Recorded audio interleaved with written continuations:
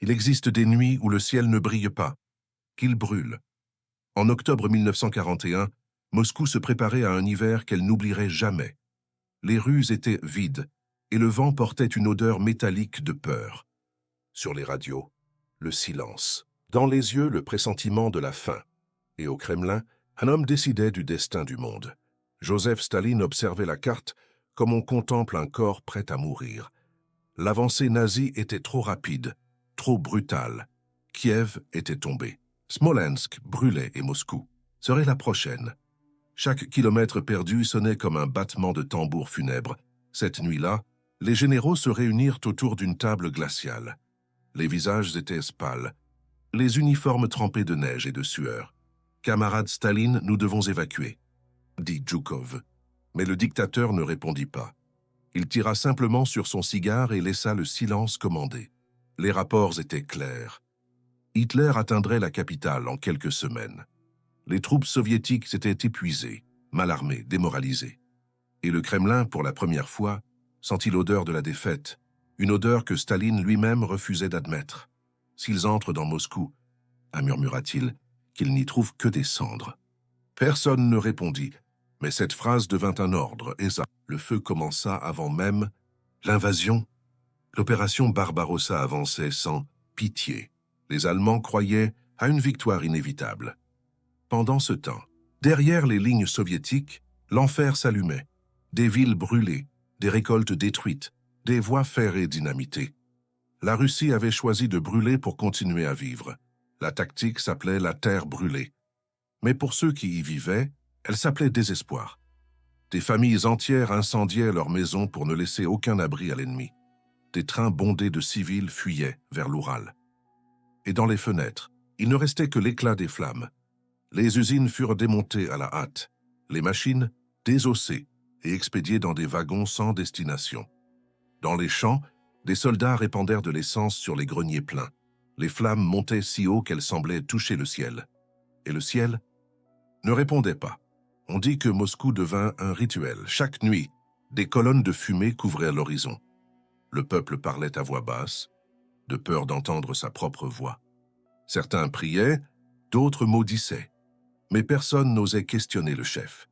Dans les sous-sols du Kremlin, Staline veillait. Il dormait peu, faisait confiance à encore moins. Des cartes couvraient les murs. Chaque ligne tracée avec un sang imaginaire. Il ne parlait pas de défaite, il parlait de purification. Brûler tout, aurait-il dit. Pas un grain de blé ne doit nourrir l'ennemi. Les officiers avalèrent leur salive, ils savaient ce que cela signifiait. La guerre était désormais contre leur propre terre. Les incendies commencèrent à encercler Moscou.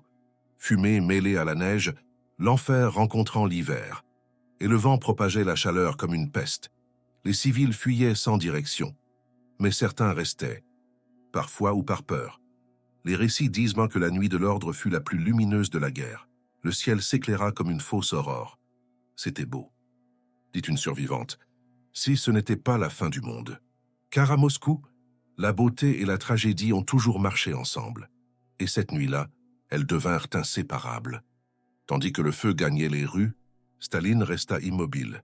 Il observait les flammes d'en haut, les mains tremblantes, le regard vide. Certains disent qu'il pleura, d'autres qu'il sourit. Peut-être fit-il les deux. La radio annonça une évacuation partielle.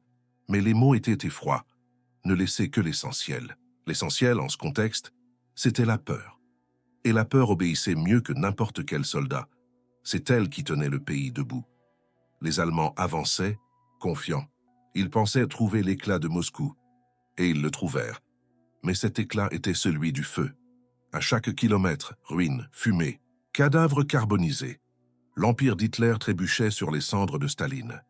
Les généraux nazis commencèrent à douter. « Ils ont tout détruit ?» demanda Guderian. « Tout !» répondit un officier, « même leur propre route. » Et c'est ainsi que l'armée la plus crainte du monde commença à geler. Au Kremlin, l'air était lourd.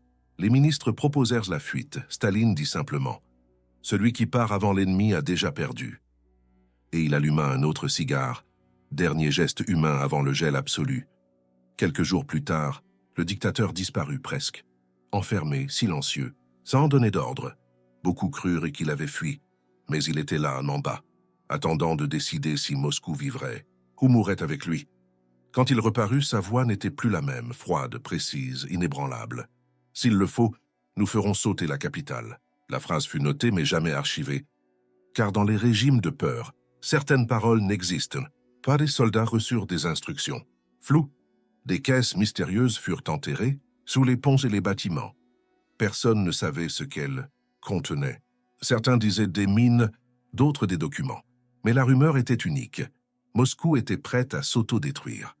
Pendant que le pays brûlait, l'hiver arriva. Les rivières gelèrent et les flammes se reflétaient dans la glace. Le feu semblait enfermé sous la terre. Et les Allemands, prisonniers du froid. Ce fut le début du contre-attaque. Le peuple appelait Staline l'homme de fer, mais, la nuit sans témoin, il tremblait. Il savait qu'il avait tué plus de Soviétiques que d'Allemands. Et pourtant, il croyait sauver la patrie. La folie était devenue sa foi. En novembre, Hitler ordonna l'assaut final. Prenez Moscou avant Noël. Mais les nazis marchaient déjà sur des cendres. Chaque ville incendiée retardait l'offensive. Chaque maison détruite devenait un piège invisible. La stratégie fonctionnait, mais le prix était insupportable. La faim grandissait, les corps s'empilaient, et les enfants dessinaient des chars sur la glace sans savoir ce qu'était la paix. La guerre avait tout dévoré, jusqu'à l'enfance, et le silence devint l'hymne du pays. Staline ne dormait plus, il errait, dans les couloirs comme un fantôme. Parlait seul, répondait à des échos. Ils n'entreront pas, disait-il, fixant le vide, parce qu'il n'y a déjà plus rien à conquérir. Les généraux le craignaient plus que l'ennemi. Toute hésitation pouvait être vue comme trahison. Et la trahison, en Russie, signifiait disparaître, littéralement. Mais même dans la terreur, subsistait une foi aveugle. L'hiver engloutit le front, les thermomètres tombèrent sous les 30, les armes gelaient, le carburant se figeait. Et Moscou tenait toujours debout, entouré de cendres et de glace. Le feu et le froid étaient devenus alliés. Sur les radios allemandes, une rumeur circula. Staline a brûlé sa propre capitale. Berlin célébra, à tort, car le feu qu'Hitler voyait au loin était le début de la résistance soviétique. Zhukov réorganisa les troupes, profitant du retard allemand. La ligne de défense devint une muraille vivante, et quand les Allemands arrivèrent, ils ne trouvèrent pas des ruines, mais des mitrailleuses. La ville qui devait brûler riposta point et l'impensable se produisit.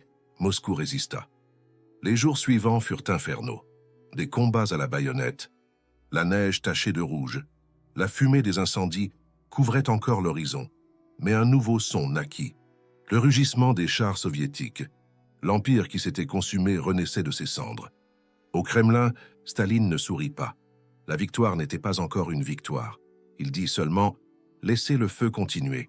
Tant qu'il y aura de la fumée, l'ennemi croira Moscou morte. » Et jusqu'à la fin de l'hiver, Moscou feignit d'être ruine, les flammes devinrent stratégie. La peur, une arme.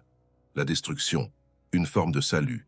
Et quand le froid tua plus d'Allemands que les balles, Staline comprit enfin que le chaos pouvait vaincre. Dans le journal d'un soldat anonyme, on lut une phrase. « Nous avons brûlé le village où je suis né et en voyant le feu, j'ai compris.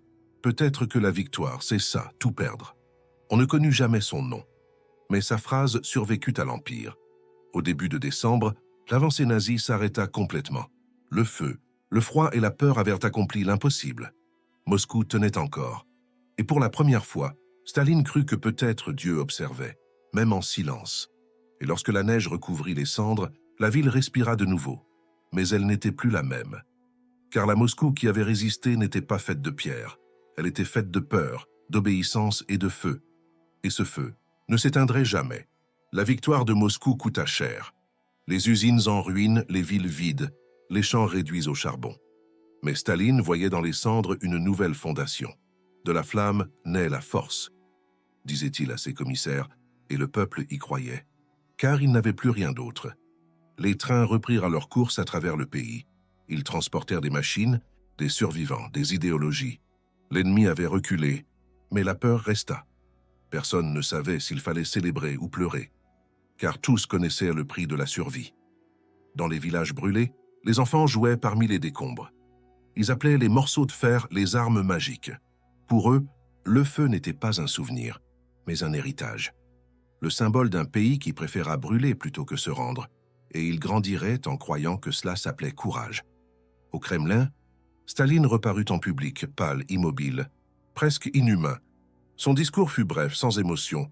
Moscou a résisté, parce qu'elle n'a pas craint le sacrifice. Mais entre les lignes, tous entendirent une autre phrase. « Obéissez ». Dans les coulisses, les généraux débattaient de la vérité. Certains disaient qu'il avait prévu de faire exploser la capitale. D'autres juraient que ce n'était que de la propagande allemande. Mais personne n'en avait la certitude. Et la peur, encore une fois, servit de ciment au régime. Les archives de cette époque restent incomplètes. Des rapports brûlés, des ordres réécrits, des témoins disparus. Certains documents mentionnent opération de destruction totale. D'autres parlent simplement de défense stratégique. Mais les morts, qu'eux ne mentent jamais. Dans les lettres interceptées des soldats, on trouve des confessions. Nous avons brûlé le village, camarades. Nous avons pleuré, mais nous avons brûlé. L'obéissance devint une vertu, et le repentir, un crime. Tandis que le monde voyait la victoire soviétique comme un miracle, Staline y voyait la confirmation divine de sa méthode. L'enfer fonctionnait, et il continuerait à s'en servir jusqu'à la fin de la guerre, même si le monde entier devait brûler.